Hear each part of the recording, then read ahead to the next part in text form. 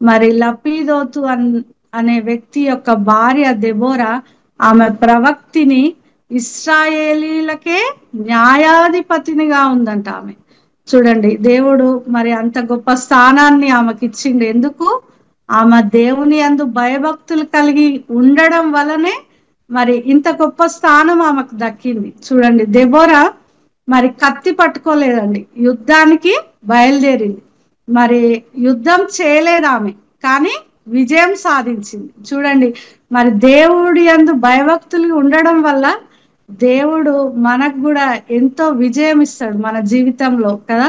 మరి ఆమె కత్తి పట్టుకోకుండానే యుద్ధానికి పోయిందంట. మరి ఏ నమ్మకంతో?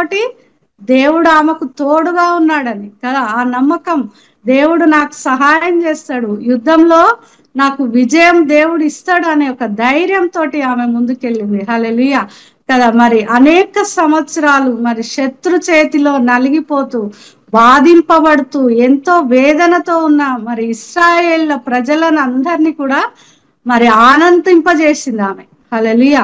మరి సంతోషింపజేసింది. వారందరూ నెమ్మది పొందడానికి ఆమె దోహదపడింది. మరి ప్రభు కొరకు మరి రోషంగా బతికింది ఆమె. హల్లెలూయా కదా. మరి కీర్తనలు 115 అధ్యాయం 13 మరి పిన్నలనేమి పెద్దలనేమి తన యందు భయభక్తులు గల వారిని యెహోవా ఆశీర్వదించును అని, మరి వయసుతో నిమిత్తం లేకుండా మరి పిల్లలను కావచ్చు, పెద్దలను కావచ్చు, మరి ఎవరైతే దేవుని యందు భయభక్తులు కలిగి జీవిస్తారో మరి దేవుడు వారిని ఆశీర్వదిస్తా అంటుండు. హల్లెలూయా కదా. మనకు ఆశీర్వాదం కావాలంటే మరి మనం ఆయన యందు భయభక్తులు కలిగి జీవించాలి కదా. మరి స్త్రీలు కాదు, పురుషులు కాదు, ఎవరైనా మరి ఎవరు అని మరి ఇక్కడ తేడా లేదండి. ప్రతి ఒక్కరు ఆయన యందు భయముతో భక్తితో జీవిస్తే మరి దేవుడు వారిని ఆశీర్వదిస్తుండు.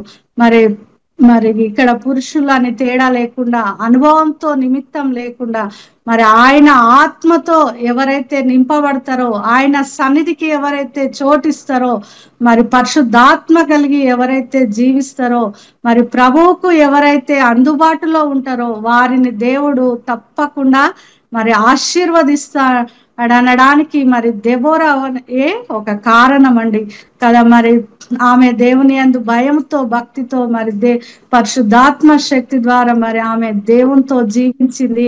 ఆమె గొప్ప విజయం మరి పొందింది. హల్లెలూయా.